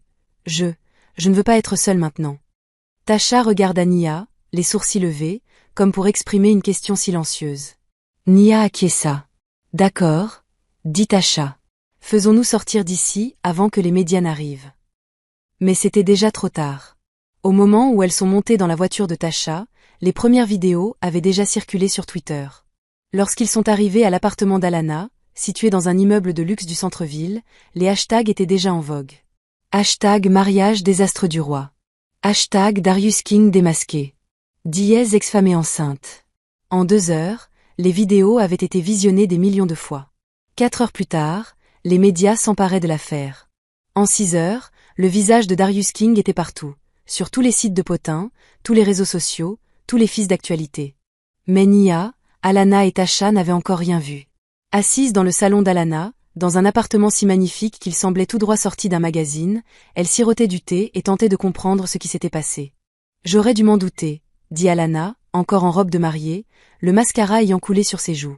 Il y avait des signes, des petits détails, sa façon de parler des gens qu'il jugeait inférieurs, son obsession pour l'image. Mais je croyais être spécial, je croyais qu'il m'aimait vraiment. Il est doué pour faire croire ça aux gens, murmura Nia. J'y ai cru aussi, à une époque. Combien de temps êtes-vous restés ensemble? Demanda Alana. 5 ans en tout. Mariés depuis 2 ans. Alana secoua la tête. Et il est parti comme ça? Quand tu es tombée enceinte. 2 semaines après que je lui ai annoncé la nouvelle. Il n'a même pas essayé de sauver notre couple. Elle est partie comme si notre relation n'avait jamais compté. Elles restèrent un instant silencieuses. Puis Alana tendit la main et prit celle de Nia. « Je suis contente que tu aies été là ce soir, » dit-elle. « Je sais que ça paraît fou. Je sais que tu ne voulais pas être là, que c'était terrible, humiliant et cruel. Mais si tu n'avais pas été là, je l'aurais épousé. Je me serais liée légalement à un homme capable de faire une chose pareille à un autre être humain. Tu m'as sauvée. » Nia n'y avait pas pensé sous cet angle. Elle était tellement absorbée par sa propre douleur, sa propre humiliation, qu'elle n'avait pas envisagé que, peut-être, d'une manière étrange, ce qui s'était passé ce soir les avait sauvées toutes les deux. On s'est sauvés mutuellement, finit par dire Nia. Aux alentours de minuit, le téléphone de Tasha s'est mis à vibrer sans arrêt. Puis celui d'Alana. Puis même le vieux téléphone de Nia, qui fonctionnait à peine. « Il faut que tu vois ça, » dit Tasha en retournant son téléphone. L'écran affichait Twitter et le visage de Nia était partout. Des vidéos d'elle prenant le micro. Vidéos de Darius déchirant ses vêtements. Vidéos des SMS affichés sur les écrans. Vidéo d'Alana lui offrant la cape de mariée et quittant les lieux. Les gros titres ont fait l'effet d'une bombe. Le mariage d'un PDG du secteur technologique tourne au fiasco après qu'il a publiquement humilié son ex-femme enceinte. Excellence ou trahison chez les Noirs. La chute de Darius King. La mariée quitte le domicile conjugal après que le marié a révélé sa vraie nature. Les commentaires étaient remplis de soutien pour Nia et Alana, et de condamnation sans appel envers Darius. Il est répugnant. Imaginez abandonner votre femme enceinte et tenter ensuite de l'humilier publiquement. Mais la façon dont elle a pris le micro et a dit la vérité. C'est du courage. Et la mariée qui sort et lui donne la cape? C'est ça, la sororité. J'espère qu'elle obtiendra tout ce qu'il faut en pension alimentaire. Mais il y avait aussi des propositions plus concrètes. Des personnes se demandent comment elles pourraient aider Nia. Des femmes partagent des ressources pour les femmes enceintes. Des avocats offrent leurs services à titre gracieux. Même quelques hommes d'affaires ont suggéré à Nia de raconter son histoire publiquement, reconnaissant la force de sa voix. C'est dingue, murmura Nia en faisant défiler son téléphone. Je suis en tendance. Nous sommes tous en tendance. Bienvenue sur Internet, dit Alana avec un sourire triste. Là où l'on devient célèbre du jour au lendemain, pour le meilleur comme pour le pire. Cette nuit-là, Nia dormit dans la chambre d'amis d'Alana, dans le lit le plus moelleux qu'elle ait connu depuis des années, vêtue de vêtements empruntés qui coûtaient probablement plus cher que son loyer mensuel. Tasha, elle, dormait sur le canapé, refusant de les quitter des yeux. De l'autre côté de la ville, dans son loft vide, Darius King, assis dans le noir, faisait défiler les vidéos sur son téléphone, voyant sa vie s'effondrer une à une, au gré des vidéos virales. Dimanche matin, Nia se réveilla au soleil filtrant, à travers des rideaux coûteux et à l'odeur du bacon qui cuisait. Un instant, elle oublia où elle était. Puis tout lui revint en mémoire. Le mariage. L'humiliation. Le micro. La vérité. Elle entra dans la cuisine et trouva Alana en train de préparer le petit déjeuner, encore en jogging, le visage sans maquillage, paraissant plus humaine et naturelle qu'elle ne l'avait été la veille. « Bonjour, » dit Alana. « J'ai préparé beaucoup trop à manger. Cuisiner pour se détendre. J'espère que vous avez faim. » Pendant le petit déjeuner, Tasha, désormais réveillée, réclamait du café. Elles discutèrent de la suite des événements. « La presse va être implacable, » prévint Alana. « J'ai déjà eu affaire à ça, à une échelle moindre certes, mais quand même. Ils vont vouloir des interviews, des déclarations, des photos. Tu dois décider de ce qui te convient. » « Je ne sais pas ce qui me convient, » a admis Nia. « Je voulais juste survivre. Je voulais juste payer mon loyer. Je n'ai jamais recherché toute cette attention. Mais tu l'as maintenant, dit Tasha, toujours pragmatique. La question est, qu'est-ce que tu vas en faire? Avant que Nia ne puisse répondre, le téléphone d'Alana sonna. Elle regarda l'écran et ses yeux s'écarquillèrent. C'est la juge Carter. Celle d'hier soir. Elle a répondu en mode haut-parleur. Allô? Mademoiselle Pierce, Mademoiselle Brox, j'espère ne pas vous appeler trop tôt. La voix autoritaire de la juge Simone Carter résonna dans la cuisine. Je voulais vous contacter, tant que tout est encore frais dans les esprits. Madame Brox, je vous propose une assistance juridique à titre gracieux. Je connais d'excellents avocats spécialisés en droit de la famille qui seraient honorés de vous aider à obtenir une pension alimentaire pour enfants et, si vous le souhaitez, à intenter une action pour préjudice moral et harcèlement. Nia porta la main à son ventre. Je n'ai pas d'argent pour un avocat. J'ai dit pro bono, chérie. Cela signifie gratuit. Après ce que j'ai vu hier soir, après ce que le monde entier a vu, je pense qu'il est important que vous ayez l'aide juridique dont vous avez besoin. Y réfléchirez-vous? Nia regarda Tasha, puis Alana. Toutes deux acquiescèrent d'un signe de tête encourageant. Oui, dit Nia. Oui, je vous serai reconnaissante de votre aide. Parfait. Je demanderai à mon collègue de vous contacter demain pour fixer un rendez-vous. Et une dernière chose, Madame Brox. Ce que tu as fait hier soir a demandé un courage immense. Ne laisse personne te faire croire le contraire. Après la fin de l'appel, ils restèrent un instant silencieux. Les choses changent vraiment, n'est-ce pas? Dit Nia à voix basse. Oui, dit Tasha. C'est vrai. Dans les jours qui suivirent, l'affaire prit une ampleur inattendue. Les principaux médias s'en emparèrent. Les émissions de télévision en parlèrent. Les réseaux sociaux n'ont cessé d'en parler. Les hashtags ont proliféré. Hashtag justice pour Nia, hashtag Darius King annulé, hashtag sororité des Capdenariers. Les conséquences pour Darius furent rapides et brutales. Dès lundi matin, son conseil d'administration convoqua une réunion d'urgence. Lundi après-midi, il fut suspendu de ses fonctions au sein de sa propre entreprise, le temps d'une enquête sur sa conduite. Mardi, 3 investisseurs majeurs ont retiré leurs fonds de King Financial Technology, effrayés par la mauvaise publicité et la possibilité que le jugement de Darius soit trop erroné pour qu'on lui confie leur argent. Mercredi, Darius a perdu son poste au sein de 2 conseils d'administration d'organismes caritatifs et a été désinvité d'une importante conférence technologique où il devait être l'un des orateurs principaux. Ses comptes sur les réseaux sociaux, autrefois remplis de commentaires admiratifs, était désormais inondé de critiques si acerbes qu'il a cessé de les lire et a finalement rendu tout son compte privé. Entre-temps, la vie de Nia prenait des tournants inattendus. Patricia Morrison, une avocate spécialisée en droit de la famille et collègue du juge Carter, prit immédiatement son dossier en charge.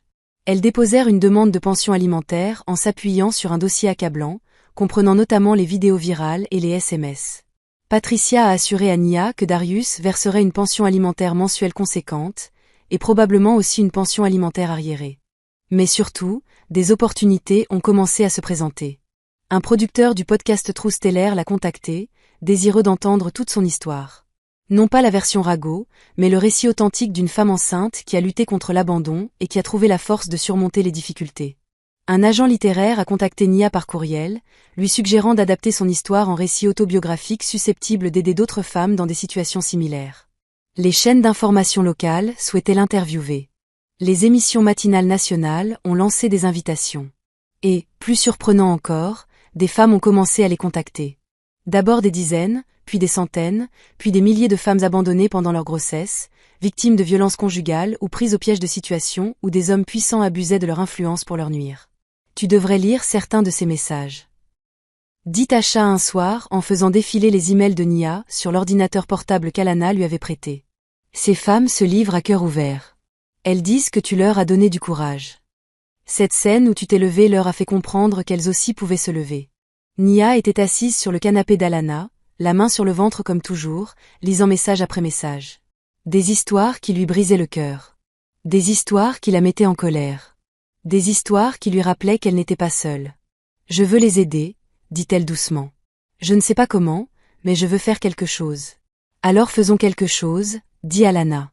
Elle restait cloîtrée dans son appartement, évitant les médias, tentant de gérer les conséquences de son mariage gâché. Mais elle avait aussi réfléchi. J'ai une tribune. Tu as une histoire. Ensemble, nous pouvions vraiment faire la différence. La semaine suivante, Nia et Alana ont travaillé ensemble et créé quelque chose de nouveau. Un site web. Un réseau de soutien. Un espace pour les femmes abandonnées pendant leur grossesse, qui luttaient seules, qui avaient besoin de ressources, de communauté et d'espoir. Elles l'ont appelé Rising Mother. Alana a utilisé sa présence sur les réseaux sociaux pour faire passer le message. Nia a donné sa première interview publique, un podcast où elle a raconté son histoire en détail, sans rien omettre. L'épisode a été téléchargé plus d'1 million de fois dès la première semaine. Les dons ont commencé à affluer. De petites sommes provenant de particuliers, des sommes plus importantes d'organisations venant en aide aux femmes en difficulté. Des avocats ont offert leur temps bénévolement. Des thérapeutes proposaient des consultations gratuites. Des entreprises ont même pris contact avec les femmes enceintes victimes de discrimination à l'embauche, leur offrant des opportunités d'emploi. Ce qui avait commencé comme un simple site web est devenu un véritable mouvement. Et malgré tout, Nia sentait sa fille grandir en elle, donnant des coups de pied de plus en plus forts chaque jour, comme pour dire « Maman, regarde ce que nous sommes en train de construire ». Mais Darius n'en avait pas fini. 3 semaines après le fiasco du mariage, Nia reçut une lettre recommandée à l'appartement d'Alana, où elle logeait temporairement. Cela venait des avocats de Darius. Ils lui proposaient un règlement à l'amiable. Un règlement important. 200 000 $ en échange de son silence. Pour la signature d'un accord de confidentialité. Pour qu'elle cesse toute interview, ferme Rising Mother et ne parle plus jamais de lui. Nia, assise, tenait la lettre entre ses mains et fixait le chiffre, 200 000 $. Une somme qu'elle n'avait jamais osé espérer. De quoi s'acheter son propre appartement, un vrai appartement. De quoi préparer l'arrivée du bébé. De quoi ne plus s'inquiéter d'argent pendant des années. Il lui suffisait de se taire. « Qu'est-ce que tu vas faire ?» demanda Tasha. Nia y réfléchit. Elle y a longuement réfléchi. Elle a pensé aux factures qu'il attendait encore à son ancien appartement. Elle a repensé aux peurs qu'il habitait depuis des mois. Elle songea à la facilité avec laquelle elle aurait pu prendre l'argent et disparaître. Mais elle repensa ensuite aux messages qu'elle avait reçus. Aux femmes qui disaient qu'elle leur avait donné du courage. Les mères qui disaient que la voir se lever leur avait donné l'espoir d'en faire autant. La communauté qu'elle construisait, le changement qu'elles amorçaient. Non, répondit Nia d'un ton ferme. Je ne le prendrai pas. Tu es sûre ? Demanda doucement Alana. C'est une grosse somme, Nia, et tu as besoin d'argent. Il n'y a aucune honte à prendre soin de soi et de son bébé. Je sais, dit Nia. Mais si j'accepte cet argent et que je signe ce papier, je dis à toutes les femmes qui m'ont contacté que le silence vaut plus que la vérité. J'apprends à ma fille qu'il faut se taire quand des hommes puissants proposent de l'argent. Et moi, je ne peux pas. Je ne le ferai pas. Le lendemain, Patricia Morrison a transmis aux avocats de Darius une réponse au nom de Nia. Elle était simple et directe: Madame Brooks décline votre offre. Elle continuera d'exercer son droit constitutionnel de raconter son histoire. La procédure relative à la pension alimentaire pour enfants se poursuivra comme prévu. On se voit au tribunal. Quand Darius a reçu la réponse, il aurait jeté son téléphone à travers son bureau. Un mois plus tard, Nia et Darius se sont retrouvés face à face au tribunal des affaires familiales. Il était assis avec sa coûteuse équipe d'avocats, vêtu d'un costume à plusieurs milliers de dollars, affichant l'allure d'un homme d'affaires prospère malgré sa réputation ternie. Nia était assise aux côtés de Patricia Morrison et de la juge Simone Carter, venue la soutenir. Elle portait une simple robe de grossesse qu'Alana lui avait offerte. Enceinte de 8 mois, elle rayonnait malgré sa nervosité. L'audience fut rapide. Les preuves étaient accablantes. Les vidéos virales. Les SMS. Les propres enregistrements de Darius. Ces tentatives de corruption de Nia pour la faire taire, que Patricia présenta comme preuve de sa mauvaise foi, furent présentées par la juge. La juge, une femme noire sévère d'une 60aine d'années, regarda Darius avec un dégoût à peine dissimulé. « Monsieur King, j'en ai vu des choses durant mes années sur ce banc, mais la cruauté dont vous avez fait preuve envers votre propre enfant et la mère de cet enfant est véritablement sidérante. Vous verserez une pension alimentaire de 4 500 $ par mois, à compter de ce jour, ainsi que 20 000 $ d'arriérés pour les mois où vous n'avez rien versé. Vous prendrez également en charge tous les frais médicaux liés à l'accouchement. Monsieur King, permettez-moi d'être très clair. Si vous tentez d'intimider, de harceler ou de porter atteinte de quelque manière que ce soit à la vie de Madame Brooks ou à son droit de témoigner, vous serez poursuivi pour outrage au tribunal. Comprenez-vous? Oui, votre honneur, répondit Darius entre ses dents serrées. À leur sortie du tribunal, des journalistes les attendaient. Des caméras partout. Des questions fusaient de toutes parts. Patricia s'avança pour faire une brève déclaration, mais Nia lui toucha le bras. « Puis-je dire quelque chose ?» demanda-t-elle. Patricia acquiesça et s'écarta. Nia, enceinte de 8 mois, se tenait sur les marches du palais de justice, le soleil d'hiver brillant derrière elle, et elle s'adressa directement aux caméras. Aujourd'hui, le tribunal a reconnu ce qui aurait dû être évident dès le départ. Ma fille mérite le soutien de ses 2 parents, et je mérite d'être traitée avec dignité. Et que la vérité compte plus que la réputation, l'argent ou le pouvoir. Elle marqua une pause pour reprendre son souffle. À toutes les femmes qui regardent cette vidéo, abandonnées, qui luttent seules, à qui l'on a dit de se taire ou d'avoir honte, je veux que vous sachiez quelque chose. Vous n'êtes pas seules. Votre histoire compte. Votre vérité compte. Et vous avez le droit de vous exprimer, peu importe qui tente de vous faire taire. L'extrait a été diffusé sur toutes les chaînes d'information ce soir-là. Et Nia Brooks, cette femme enceinte et sans le sou, engagée pour servir des boissons au mariage de son ex-mari, est devenue la voix d'une cause qui la dépassait. 2 semaines plus tard, par une froide nuit de décembre, Nia accoucha. Tasha la conduisit à l'hôpital, grillant les feux rouges et pestant contre les automobilistes. Alana les y rejoignit, ayant annulé une réunion concernant un partenariat avec une marque pour être présente. Étage 12 heures plus tard, après des douleurs, de la peur, des efforts, des pleurs et encore plus de douleurs, Nia a donné naissance à une petite fille. Elle était parfaite. 2,9 kg. 10 doigts, 10 orteils. Une chevelure noire et bouclée abondante et des yeux qui semblaient scruter ce monde étrange et nouveau avec curiosité. Elle est magnifique, murmura Tasha, les larmes ruisselant sur ses joues. Elle est parfaite, dit Alana en serrant la main de Nia. Et Nia, épuisée, submergée par l'émotion et plus amoureuse que jamais, serra sa fille dans ses bras et murmura « Ton nom est Imani. Cela signifie foi. Car même quand je n'avais plus rien, j'avais la foi que tout irait bien. » Imani leva les yeux vers sa mère et laissa échapper un petit son. Nia sentit alors une paix profonde s'installer dans sa poitrine. La paix. L'espoir. Le début de la guérison. Au cours de l'année suivante, la vie de Nia s'est transformée d'une manière qu'elle n'aurait jamais pu imaginer. L'association Rising Mother, initialement un site web, est devenue une véritable organisation dotée de financement, de bénévoles et de ressources concrètes pour venir en aide aux femmes en situation de crise. Elle offrait une assistance juridique, des formations professionnelles, un soutien au logement et un réseau de soutien aux femmes enceintes abandonnées ou victimes de violences. Nia est devenue directrice et porte-parole de l'association, voyageant pour intervenir lors d'événements et de tables rondes, et racontant son histoire sans cesse, non pas par plaisir de revivre sa douleur, mais parce qu'à chaque fois, une autre femme trouvait le courage de témoigner. Alana, qui avait d'abord souffert de la honte et de la gêne liée au fiasco du mariage, est devenue la cofondatrice de Nia et la directrice du développement de l'organisation. Elle a mis sa notoriété au service de la bonne cause, en sensibilisant le public et en récoltant des fonds, prouvant ainsi que la beauté et la richesse pouvaient servir à bien plus que les apparences. Quant à Tasha, fidèle à elle-même, elle est devenue la responsable des opérations de Rising Moder, utilisant son sens pratique et son pragmatisme pour assurer le bon fonctionnement de l'organisation. La pension alimentaire arrivait chaque mois, immuablement. Darius n'a jamais cherché à voir Imani, ne s'est jamais renseigné sur elle, n'a jamais reconnu son existence au-delà de l'obligation légale de payer. Et Nia s'est rendu compte qu'elle en était reconnaissante. Sa fille n'avait pas besoin d'un père qui la considérait comme un fardeau. Elle avait une mère qui la voyait comme une bénédiction et une communauté qui l'aimait. L'entreprise de Darius ne s'en est jamais vraiment remise. Le scandale avait tout entaché. Les investisseurs restaient méfiants. Les clients ont fait affaire ailleurs.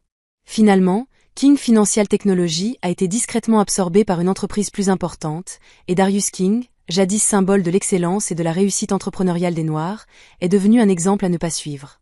Un rappel que le caractère compte plus que le charisme, que la façon dont on traite les autres en privé finit par se refléter en public, et que la cruauté a toujours des conséquences. 1 an après le fiasco de son mariage, Nia s'est adressée à une salle comble de jeunes femmes noires, sur la scène d'un centre communautaire, pour leur parler de résilience, de survie et de leur refus de se taire. Dans le public, Alana tenait sa fille Imani, âgée d'1 an, sur ses genoux. Le bébé jouait avec le collier d'Alana, gazouillant joyeusement, sans se douter un instant que sa mère partageait leur histoire avec le monde entier. Tasha, assise à côté d'elle, enregistrait le discours sur son téléphone pour le publier plus tard sur les réseaux sociaux de Rising Moder.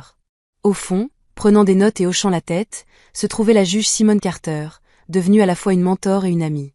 « Je voudrais terminer par ceci », dit Nia en observant les jeunes visages qui la suivaient avec tant d'attention. Il y a 1 an, j'étais au plus bas. Sans le sou, enceinte, seule et désespérée. Il y a 1 an, un homme que j'ai aimé a tenté de m'humilier devant des centaines de personnes, persuadé que cela prouverait son pouvoir. Il pensait qu'en me rabaissant, il se sentirait plus important. Il pensait que révéler ma pauvreté, ma grossesse et ma souffrance me détruiraient. Elle marqua une pause et sourit. Mais voici ce qu'il n'avait pas compris. Voici ce que tous ceux qui tentent de vous faire taire, de vous faire honte ou de vous briser ne comprendront jamais. Quand on essaie de vous déchirer pour vous blesser, la lumière filtre à travers les larmes. La vérité finit par pénétrer. La force finit par triompher. Et parfois, si l'on a le courage d'affronter ce moment de vulnérabilité au lieu de fuir, on découvre qu'on n'a jamais été aussi brisé qu'il voulait nous le faire croire. La salle a éclaté en applaudissements. Nia contempla tous ces visages, toutes ces jeunes femmes qui portaient chacune leur propre histoire de souffrance et de résilience, et elle sentit le poids de l'année écoulée s'alléger un peu plus. Après l'événement, Nia, Alana et Tasha traversèrent les rues du soir avec Imani dans sa poussette, en direction de l'appartement de Nia. Non pas le studio où elle avait vécu pendant ces mois désespérés, mais un véritable appartement de 2 chambres dans un quartier sûr, avec de bonnes écoles. Rien d'extravagant, rien à voir avec l'immeuble luxueux d'Alana, mais solide et stable comme le leur. Tu sais ce qui est drôle ? Dit Alana en marchant. Il y a 1 an, je croyais savoir ce que je voulais. Le mariage parfait, le mari brillant, la vie digne d'Instagram. Je croyais que c'était ça le bonheur. Et maintenant ? Demanda Nia. Maintenant, je sais que le pire jour de ma vie a mené à la meilleure année. Alana regarda Nia, puis Imani qui dormait paisiblement dans sa poussette. J'ai trouvé ma raison d'être. J'ai trouvé une véritable amitié. J'ai découvert qui je suis vraiment, loin des regards. Je ne changerai rien à ce qui s'est passé. Pas pour rien au monde. Même pas pour éviter la honte d'être plantée à l'hôtel devant 300 personnes ? Demanda Tasha avec un sourire. Même pas ça, répondit fermement Alana, car cette honte m'a évité bien pire. Toute une vie mariée à quelqu'un qui m'aurait brisé lentement plutôt qu'en public. Elles arrivèrent à l'immeuble de Nia et restèrent un instant dehors, se regardant toutes les 3 sous la lumière des réverbères. On a fait quelque chose de bien, murmura Tasha. Nous avons pris quelque chose de laid et nous en avons fait quelque chose qui aide réellement les gens. C'est rare. Ce n'est pas fini, a déclaré Nia. Il y a encore tant de femmes qui ont besoin d'aide, tant d'histoires à raconter. Alors on continuera, a déclaré Alana. Aussi longtemps qu'il le faudra. Ce soir-là, Après le départ de Tasha et Alana, après qu'Imani eut été nourrie, changée et qu'elle dormait profondément dans son berceau, Nia s'assit dans son salon avec une tasse de thé et se permit de réfléchir à tout ce qui s'était passé. 1 an plus tôt, elle était désespérée et terrifiée. Elle s'était tenue dans cette salle de bal, vêtue de vêtements déchirés, exposée et humiliée, persuadée que sa vie était finie. Mais ce moment de vulnérabilité absolue, ce moment où elle n'avait plus rien à perdre, était devenu celui où tout avait basculé.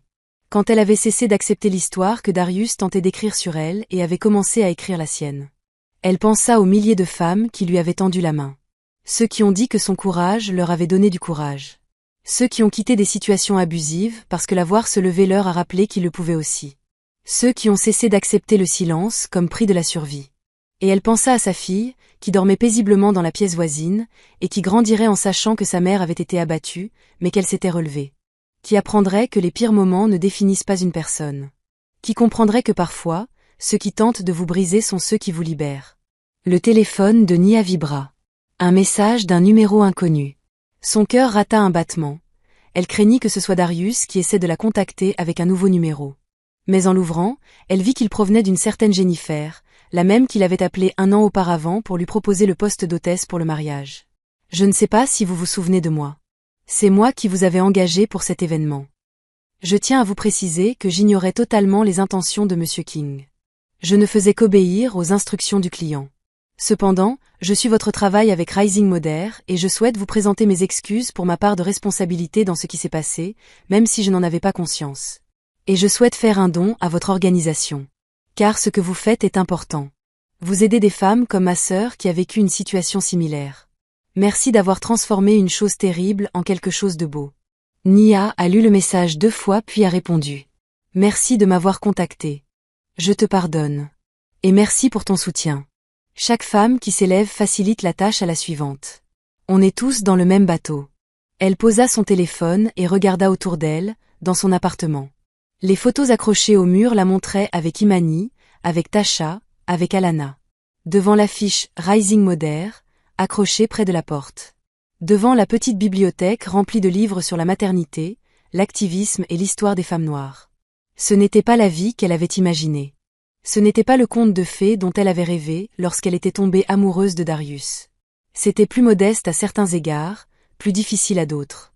Mais c'était réel. Elle était à elle. Et cela lui suffisait. Dans la chambre d'enfant, Imani laissa échapper un petit gémissement dans son sommeil.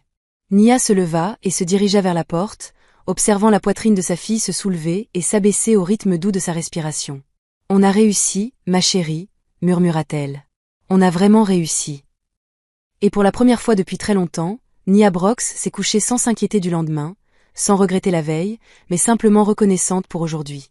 Car elle avait appris la leçon la plus difficile qui soit, que parfois, il faut être brisé avant de pouvoir se reconstruire. Cette humiliation peut se transformer. Le moment où vous cessez de laisser quelqu'un d'autre définir votre valeur est celui où vous devenez véritablement libre. Darius King avait tenté de la détruire. Il avait tenté de prouver qu'elle n'était rien. Au lieu de cela, il avait prouvé qu'elle était tout ce qu'elle devait être. Forte, résiliente, inébranlable. Et en essayant d'écrire la fin de son histoire, il lui avait offert le début de quelque chose de bien meilleur que tout ce qu'il aurait pu lui proposer. J'espère que vous avez pris autant de plaisir à regarder cette vidéo que j'en ai eu à la créer. N'hésitez pas à la liker, la partager et à commenter les leçons que vous en avez tirées. Dites-moi également d'où vous la regardez dans les commentaires ci-dessous. À bientôt dans ma prochaine vidéo.